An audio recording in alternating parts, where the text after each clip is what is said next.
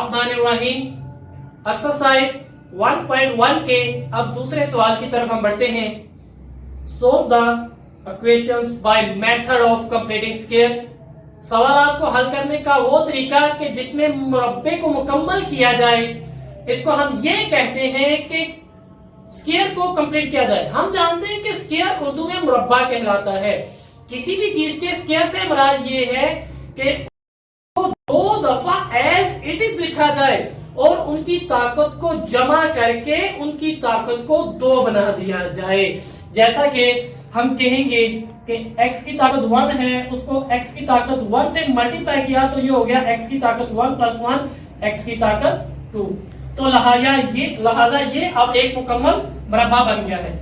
इस मुकम्मल मुरब्बे को हल करने के बहुत सारे मेथड्स हैं, लेकिन इसका सबसे इजी वे जो है वो हम आपको अब बताते हैं। सब बच्चे अपनी कॉपियों के ऊपर इस मेथड को लिख लें।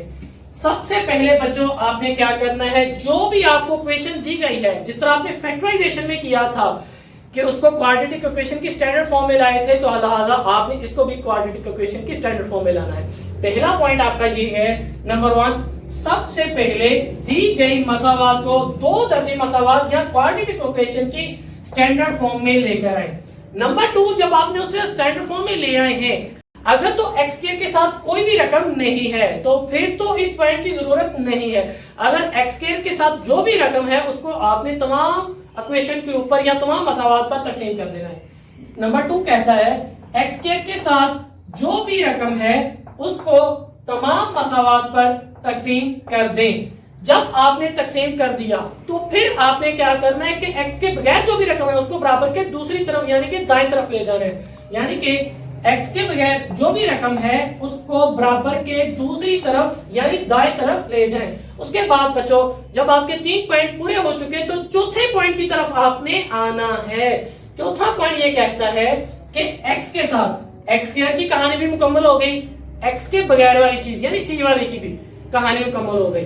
अब बारी आती है x के साथ जो रकम होती है यानी कि bx, यानी कि x के साथ b की जगह जो भी रकम होगी उसको हम 1/2 से ज़रब देंगे। जो भी उसका जवाब आएगा उसका मुरब्बा लेना है। क्या लेना है? मुरब्बा यानी कि स्क्वायर, और स्क्वायर लेकर दोनों तरफ जमा कर देना है।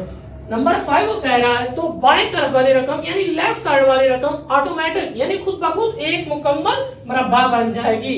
नंबर 6, फिर जब वो मुकम्मल मुरब्बा बन जाए तो हमने दोनों तरफ जज़र लेना है और जज़र लेकर x की कीमतें फाइंड करनी है। इसीलिए जो कि इसमें एक रकम ऑटोमेटिक या खुद ब खुद एक मुकम्मल मुरब्बा या कंप्लीटिंग स्क्वायर बन जाती है, तो इसी वजह से हम इसको मेथड ऑफ कंप्लीटिंग स्क्वायर या मुकम्मल मुरब्बे का जरिया बोलते हैं जी। तो लिहाजा अब हम क्वेश्चन नंबर 2 कंप्लीटिंग स्क्वायर की तरफ निकलते हैं। तो हम इसको हल करने की कोशिश करते हैं। जैसा इसकी हम पहले स्टेटमेंट पढ़ चुके हैं कि इसको किस तरह हल किया जाता है, लिहाजा तमाम बच्चे जो स्टेटमेंट आपको पहले लिखवा दी गई है उसके मुताबिक ही तमाम काम सर अंजाम देंगे। हम जानते हैं कि हमारी सबसे पहले इक्वेशन जो है वो क्वाड्रेटिक इक्वेशन की स्टैंडर्ड फॉर्म में होनी चाहिए। हमारा सवाल है जी पहला, x² - 6x + 8 = 0। हमने ये चीज देख ली है, ये हमारा पहले ही ऑटोमेटिक क्वाड्रेटिक इक्वेशन की स्टैंडर्ड फॉर्म है। लिहाजा हमारा पार्ट 1 या जुज नंबर 1 या हिस्सा 1 जो है वो मुकम्मल हो चुका। हिस्सा नंबर 2 ये था x स्क्वायर के साथ जो भी रकम है उसको तमाम मसावात पर तकसीम कर दें। हमने ये बात पहले ही कह दी थी कि x स्क्वायर के साथ अगर कोई भी रकम नहीं होगी तो तमाम रकम पर तकसीम करने की जरूरत नहीं होगी। लिहाजा दूसरा हिस्सा भी ऑटोमेटिक ही पूरा हमें मुकम्मल होता हुआ नजर आ चुका। तीसरा पार्ट ये था, x के बगैर जो भी रकम होगी उसको हम बराबर के दूसरी तरफ यानी कि दाएं तरफ ले जाएंगे, राइट साइड पे। तो 8 था तो x के बगैर 8 को हम दूसरी तरफ ले गए तो ये -8 बन गया। उसके बाद फिर हमने ये कहा था कि x के साथ जो रकम है यानी कि -6 उसको हम 1/2 से ज़रब देंगे। उसका जो आंसर आएगा, जैसे -6 को हमने 1/2 से मल्टीप्लाई किया, ये -3 आया, तो इसका मुरब्बा लेकर हम दोनों तरफ इसको ऐड कर देंगे। हम जानते हैं कि अगर मुरब्बे के अंदर अलामत -की हो तो वो खत्म हो जाया करती है। हमने -3 को एक तरफ नहीं ऐड करना बल्कि दोनों तरफ करना है। हम जानते हैं कि अगर हम एक तराजू को ले, तराजू के एक तरफ 2 किलो का भार रखें तो दूसरी तरफ भी 2 किलो का ही रखना पड़ेगा ताकि उनका वजन बराबर है। लिहाजा इसीलिए मैथ के इक्वेशन बराबर करने के लिए भी अगर हमने एक तरफ एक चीज को ऐड किया है तो उसी चीज को same to same as it is दूसरी तरफ भी ऐड करना नहायत लाजमी है। लिहाजा हमने ये देखा तो बाई तरफ वाली रकम x के एज इट इज आ गया और -6 को हम लिख सकते हैं -2 × 3 यानी कि 3 × 2 6 और x एज इट इज आ गया और -3 का स्क्वायर यानी कि 3 का स्क्वायर आ गया। तो क्या बना a का square -2ab + b square. Formula बना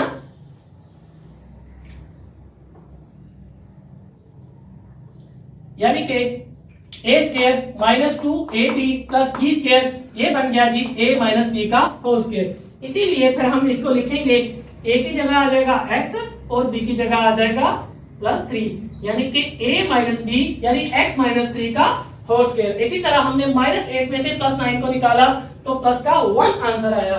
तो दोनों तरफ फिर हमने जज़र लेना है, जज़र लेकर x की कीमतें फाइंड करनी है। जब हमने जज़र लिया तो x - 3 ± 1 बन गया। हम जानते हैं ये बात हमने पहले भी पढ़ी है कि जब हम जज़र लेते हैं तो साथ में अलामतें दूसरी तरफ प्लस की भी आती है और माइनस की भी आती है। इसके आने की वजह ये होती है कि हम जब स्क्वायर लेते हैं, स्क्वायर जब हम लें, मिसाल के तौर पे आप 16 लें, 16 जो है ये +4 का भी स्क्वायर है और -4 का भी स्क्वायर है। या तो हमें बुक वाला ये मेंशन कर दे ये +4 का है या -4 का है। इसी तरह +1 जो है इसका मतलब ये हुआ ये +1 का भी स्क्वायर है -1 का भी स्क्वायर है। या तो हमें ये मेंशन कर दे ये -1 का स्क्वायर लेना है आपने या +1 का, जो कि इसने माइनस और प्लस का मेंशन नहीं किया तो लिहाजा यहाँ पर दोनों को फिर लेना हमारी मजबूरी होती है। हमने यहाँ पर प्लस को भी ले लेना होता है और माइनस को भी, और इसी तरह square under root cancel out हो गया और x - 3 बच गया। और अब जो कि एक प्लस का 1 है और दूसरा माइनस का, दोनों को लहदा लिख लिया। x - 3 = 1 तो x = प्लस का 3 + 1 तो x = 4। तो इसी तरह x - 3 = -1, x = 3 - 1, x = 3 - 1 = 2। तो लिहाजा हमारे दो फैक्टर सामने आए हैं, एक को हमने 4 कहा और दूसरे को 2। जी बिस्मिल्लाहिर्रहमानिर्रहीम।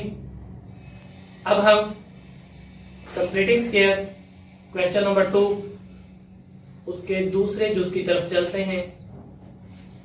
वो कह रहा है 32 - 3x² = 10x। हम ये बात जानते हैं कि सबसे पहले दी गई रकम को हमने क्वाड्रेटिक इक्वेशन की स्टैंडर्ड फॉर्म में लाना होता है। तो हमने क्या किया, ये 3x² इधर माइनस का तो दूसरी तरफ ले गए, ये प्लस का हो गया और 10x को एज इट इज अपनी जगह वैसे ही लिख दिया और 32 जो है इधर प्लस का है दूसरी तरफ जाके ये माइनस का हो गया। लिहाजा यहाँ पर आपका स्टेप नंबर 1 पूरा हो चुका जो आपको हमने उर्दू में लिखवाया था पिछले लेक्चर।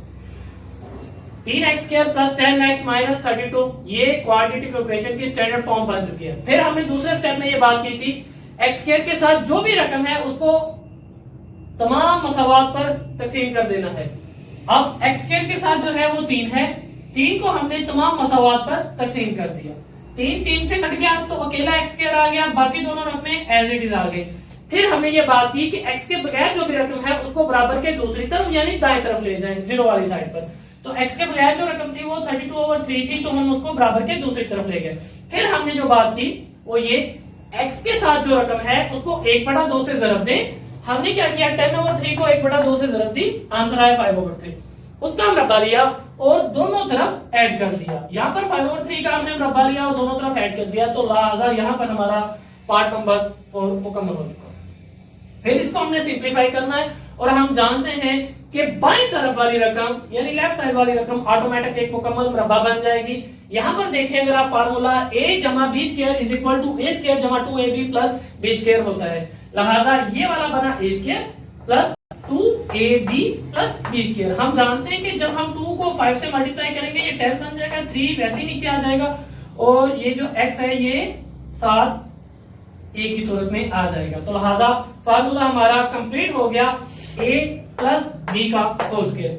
हमने a वाली रकम x² वाली लेनी होती है और b वाली रकम वो जो हमने ऐड की है और यहाँ पर साइन हमने वो लगाना होता है कि जो x वाली रकम के साथ होता है, यानी यहाँ पर प्लस है तो यहाँ पर प्लस आ जाएगा। और इसी तरह यहाँ पर 5 का स्क्वायर 25 बन गया और 3 का स्क्वायर 9 बन गया, 32/3 एज इट इज वैसे आ गया। उससे अगले स्टेप में हमने क्या किया, इसका मुरब्बा बन करके लिख दिया और राइट साइड के ऊपर हमने क्या किया, एलसीएम लिया। हम जानते हैं कि हमेशा एलसीएम बड़ी रकम आया करती है। जब 9 एलसीएम आया, 9 को हमने अंडर रूट तकसीम के अंदर रखा और 3 पे इसको तकसीम किया तो आंसर आया 3। जब हमने 32 को 3 से मल्टीप्लाई किया तो आंसर आया 96 प्लस 25 एलसीएम में यहाँ पर आंसर आते हुए हमें नजर आए।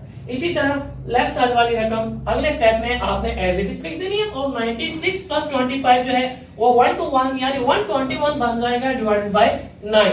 फिर हमने क्या करना है, दोनों तरफ जजर लेकर x की कीमतें मूव करनी है, जो हमारा लास्ट स्टेप है। हमने क्या किया, दोनों तरफ जजर लिया, यहाँ पर जजर और अंडर रूट आपस में स्क्वायर और अंडर रूट आपस में कट गए और इसी तरह जब यहाँ पर हमने अंडर रूट लिया और प्लस और माइनस के साथ अंडर रूट वैसे ही आ गया। हम जानते हैं कि 1 to 1 का अंडर रूट 11 होता है और 9 का अंडर रूट 3 होता है, तो प्लस माइनस 11/3 यहाँ पर आ गया और यहाँ पर अंडर रूट और स्क्वायर कैंसिल हो चुके हैं।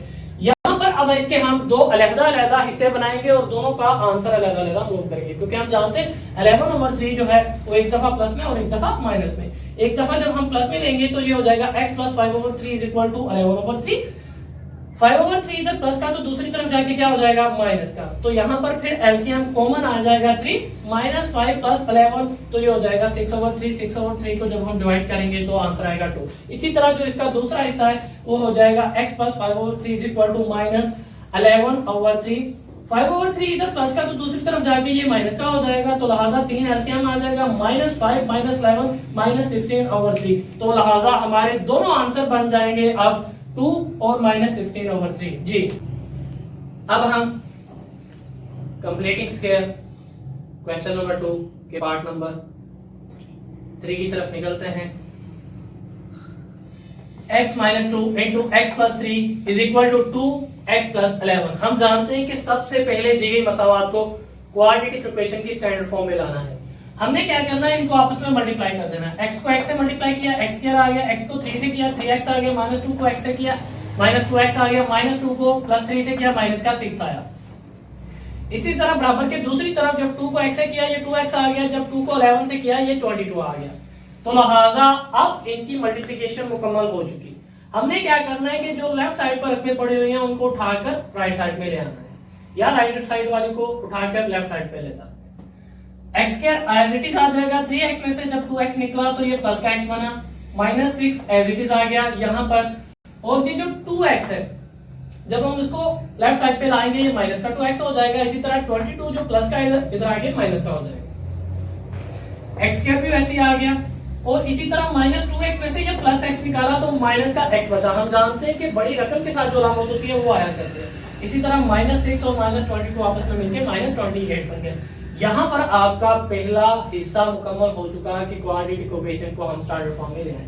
दूसरा हिस्सा ये था कि x² के साथ जो भी रकम है उसको तमाम मसावात पर तकसीम कर दें। हम जानते हैं कि x² के साथ कोई भी रकम नहीं है, लिहाजा तमाम मसावात पर तकसीम करने की जरूरत नहीं। तीसरा हिस्सा ये था कि x के बगैर जो भी रकम है उसको बराबर के दूसरी तरफ ले जाएं। तो हमने क्या किया, 28 को उठाकर दूसरी तरफ ले गए। उसके बाद जो हिस्सा था वो ये था कि x के साथ जो भी रकम है उसको 1/2 से मल्टीप्लाई करें, जो जवाब है उसका मुरब्बा लेकर दोनों तरफ जमा कर दें। हम जानते हैं कि x के साथ -1 है, -1 को जब 1/2 से हम मल्टीप्लाई करेंगे तो -1/2 आंसर आएगा। तो हमने -1/2 का स्क्वायर रूट लिया और दोनों तरफ ऐड कर दिया। और इसी तरह x² एज इट इज वैसे आ गया। यहाँ पर जब हम बनाएंगे इसको तो 2 मल्टीप्लाई करेंगे, 1/2 ही डिवाइड करेंगे और x ये बन गया a² - 2ab और प्लस का b²। यहाँ पर आप इसे लिखें या बेशक ना लिखें कोई भी फर्क नहीं पड़ता। और इसी तरह 28 एट इट इज वैसे आ गया। और हम जानते हैं कि जब माइनस के ऊपर पावर जो है ये स्क्वायर या फिर जुफ्त जिसे हम इंग्लिश में इवन भी कहते हैं नंबर में आ जाए तो अंदर वाली माइनस खत्म हो जाती है। 1 का स्क्वायर 1 होता है, 2 का स्क्वायर 4 होता है, यानी कि 4। लिहाजा हमने इसको लिख दिया 1/4। इसी तरह जो बाई तरफ वाली रकम थी यानी लेफ्ट साइड वाली रकम वो ऑटोमेटिक एक मुकम्मल मुरब्बा बन गई उन्हीं मेथड्स के मुताबिक जिन मेथड से हमने इसको पिछले सवाल में बनाया। यानी कि x वैसे ही और x के बगैर वाली भी वैसे ही, और अलामत वो जो x के साथ पड़ी हुई है। इसके साथ साथ जब आपने इसका एलसीएम लिया दूसरी तरफ वाली का, तो क्या हुआ, 4 को 1 से मल्टीप्लाई करेंगे, आंसर आया 4। इसी तरह 21 8 के नीचे वाली छोड़ के आपने 4 से मल्टीप्लाई करना है। 28 को जब आप 4 से मल्टीप्लाई करेंगे तो आंसर आएगा 112, और इसी तरह जब 1 को 1 से मल्टीप्लाई किया तो जवाब आया 1। इसी तरह जब आपने 112 में से 112 में प्लस किया 1 को तो जवाब आया 113। x माइनस 1/2 का square is equal to 113 divided by 4। फिर दोनों तरफ हमने जज़र लेना है, दोनों तरफ जज़र लेकर x की कीमतें फाइंड करनी है। x माइनस 1/2 का स्क्वायर और इसका अंडर रूट जब हम लिया तो स्क्वायर अंडर रूट अगले स्टेप में कैंसिल आउट हो गया, और इसी तरह 113/4 हम जानते हैं कि 4 का अंडर रूट जो होता है ये 2 होता है, लिहाजा plus minus under root 113 divided by 2। ये जो -1/2 है ये लेफ्ट साइड पे माइनस का है, दूसरी तरफ जाकर ये हो जाएगा प्लस का, लिहाजा यहाँ पर हम इनका एलसीएम ले लेंगे। एलसीएम लेने से 2 इकट्ठा हो जाएगा, आंसर आ जाएगा 1 + -1/13 under root divided by 2। Ji